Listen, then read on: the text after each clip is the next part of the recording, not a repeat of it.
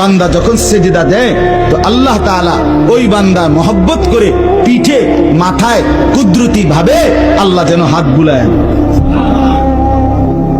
হাত বুলায়, আল্লাহ যেন মায়া করে, আদর করে। আনিস আসছো না, আমাকে সেজদা দিলা, আচ্ছা উঠো, ইরফা রাসাক, তোলো মাথা তোলো, বসো। তো বান্দা বসে, তো আল্লাহ তাআলা বলে আচ্ছা তো আর কিছু বলবা?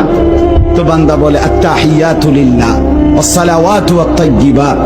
আল্লাহ বলে আচ্ছা আমার প্রশংসা করছো, ঠিক আছে, খুশি হলাম, আর কিছু?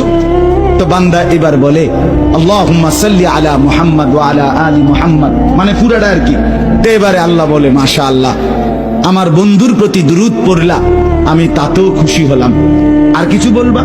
তো এবার বান্দা বলে রব্বুল আলামিন, সেজদা দিয়ে আপনার কাছে আসলাম, আপনার প্রশংসা, আপনার বন্ধুর প্রশংসা করে আপনার খুশি অর্জন করলাম।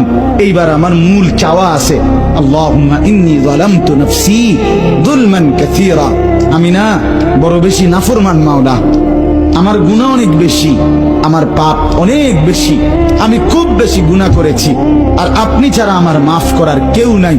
এখন আপনার এত কাছাকাছি হয়ে আমি আল্লাহ আপনার কাছে মাফ চাই, ফাগফিরলি মাগফিরাতাম মিন ইনদিক, আপনি আমারে মাফ করে দেন।